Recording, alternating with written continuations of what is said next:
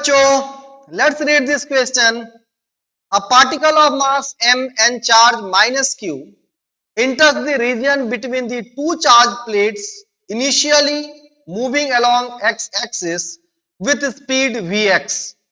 Like particle 1 in figure, the length of plane is L and an uniform electric field E is maintained between the plates so that the vertical deflection of the particle at the far edge of the plate is QEL square upon 2m Vx का square. मतलब बेटा question में दिया हुआ है कि particle 1 की तरह दो प्लेट हमने लिए हैं। ये दो प्लेट है, मैं आपको फ्रेश यहां पे दिखाता हूं कि यहाँ पे दो प्लेट है, जिसपे पहले प्लेट पे चार्ज जो है प्लस प्लस और नीचे वाले प्लेट पे चार्ज जो है माइनस माइनस है। और यहाँ पे कोई चार्ज पार्टिकल एक इंटर करता है, नेगेटिव चार्ज पार्टिकल, जिसे मैं माइनस क्यू चार्ज पार्टिकल कह रहा हूं। ये किसी स्पीड वी एक्स से इंटर करता है और ये इंटर करता है तो इसमें जब ये आगे आगे जैसे ट्रेवल करता है इसमें डिफ्लेक्शन आता है, यानी कि फाइनली ये एल डिस्टेंस, ये जो प्लेट का लेंथ अगर एल मान लिया जाए तो ये एल डिस्टेंस ट्रेवल करने के बाद, यानी कि एल डिस्टेंस ट्रेवल करने के बाद ये पार्टिकल में कुछ वर्टिकल डिफ्लेक्शन आ गया होता है। और इसी वर्टिकल डिफ्लेक्शन को हमें दिखाना है कि वो जो वर्टिकल डिफ्लेक्शन आया है दैट इज, यानी कि वाई डायरेक्शन में जो डिफ्लेक्शन आया है that is Q E L square upon 2m Vx square है, यही हमें शो करना है। आइए जरा सा देखते हैं कि अगर ये प्लेट पे चार्ज नहीं होता, बेटा ये जो प्लेट है पॉजिटिव प्लेट और नेगेटिव प्लेट, इसने क्या किया कि इसने एक इलेक्ट्रिक फील्ड सेटअप कर दिया है पॉजिटिव प्लेट से नेगेटिव प्लेट की तरफ, जिसकी वजह से जो माइनस क्यू चार्ज जो इस पे इंटर कर रहा है, इस माइनस क्यू चार्ज को एक ऊपर की तरफ, वर्टिकली ऊपर की तरफ इसको क्या मिल गया है, एक्सेलरेशन मिल गया है। और उसी एक्सेलरेशन की वजह से ये चार्ज पार्टिकल जो है वो डिफ्लेक्ट हो रहा है। अगर ये यहाँ पे इलेक्ट्रिक फील्ड नहीं होता तो बेटा ये चार्ज पार्टिकल कैसे जाता, अगर इलेक्ट्रिक फील्ड यहाँ पे नहीं होता तो ये चार्ज पार्टिकल कुछ ऐसे सीधा निकल जाता। एल डिस्टेंस ट्रेवल करने के बाद में इसमें ये डिस्टेंस को मैंने अगर एल कहूं तो एल डिस्टेंस ट्रेवल करने के बाद में इस चार्ज पार्टिकल में वाई का वर्टिकल डिफ्लेक्शन आ गया है। यही वाई तो हमें निकालना है, इसी y को तो हमें प्रूफ करना है कि देख y जो होगा वो QEL square upon 2m Vx square होगा। Vx क्या है, Vx वो इनिशियल स्पीड है जिससे ये चार्ज पार्टिकल माइनस q यहां पे इंटर किया था। बट अगर मैं कहूं कि इस चार्ज पार्टिकल को L डिस्टेंस ट्रेवल करने में कितना टाइम लगा होगा, time taken to travel L distance, तो क्या कहेंगे हम, अगर इस चार्ज पार्टिकल को L डिस्टेंस ट्रेवल करने में कितना टाइम लगा होगा, तो डिस्टेंस L और स्पीड कितना Vx, क्योंकि ये जो Vx वाली स्पीड है, ये Vx वाली स्पीड तो चेंज नहीं होगी,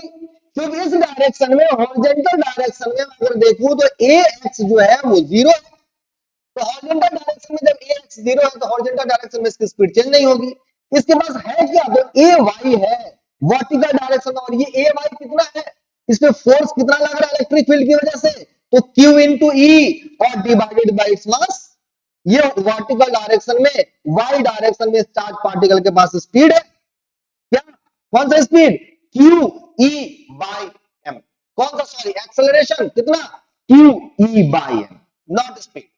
एक्सेलरेशन वाई डायरेक्शन में यानी कि वर्टिकल डायरेक्शन में कितना है बेटा, Q ई बाई एम, और हॉरिजॉन्टल डायरेक्शन में इसका एक्सेलरेशन कितना है, 0। तो हॉरिजॉन्टल डायरेक्शन में ये Vx से एंटर किया था, Vx से जाएगा, तो इसलिए इसको L डिस्टेंस ट्रेवल करने में टाइम कितना लगा, distance L by Vx।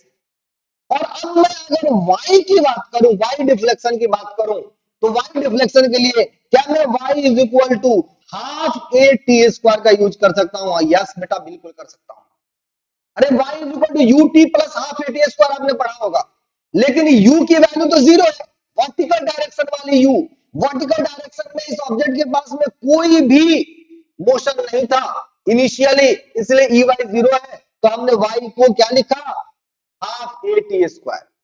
Half A को हाफ रहने देते हैं, वर्टिकल डायरेक्शन, ये केस की बात कर रहे हैं, वर्टिकल डायरेक्शन वाला एक्सेलरेशन यानी ए वाई कितना निकाला है हमने, तो Q E by M, Q E by M क्यों निकाला हमने, क्योंकि क्यू ई इस पे फोर्स लगेगा और मास इसका क्या है, एम क्या है, इसका मास है क्यू ई बाई एम, और टाइम बता कितना निकाला है हमने, तो देखो L by V X square, तो एल बाई वी एक्स का हमने स्क्वायर कर दिया यानी कि टाइम के स्क्वायर,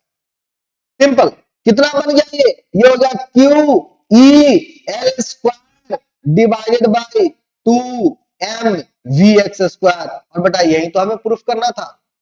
क्या प्रूफ करना था हमें, कि जो y डिफ्लेक्शन है, डिफ्लेक्शन की वैल्यू जो आएगी वो Q E L square upon 2m V X square आएगा, Q E L square upon 2m V X square आएगा। देखिए हमने हाफ ए टी स्क्वायर लगाया, a की वैल्यू कितनी है Q E by M, t की वैल्यू कितनी एल बाई वी एक्स, और यहां से हमें क्या मिल गया, ये क्यू ई मैं यहाँ पे बेटा फ्रेश लिख देता हूं अलग से, कि वाई मैं यहाँ पे फिर से लिख देता हूं, तो वाई को हमने क्या किया, हाफ ए टी स्क्वायर लिखा है, क्यों लिखा है, क्योंकि वर्टिकल डायरेक्शन में u की वैल्यू कितनी थी, 0 थी, तो मैंने हाफ को हाफ रखा, a के जगह पे क्या लिखा है Q E by M, t के जगह पे क्या लिखा एल बाई वी एक्स का स्क्वायर, ये हमें क्या मिल गया, यही बेटा हमें मिल गया कितना क्यू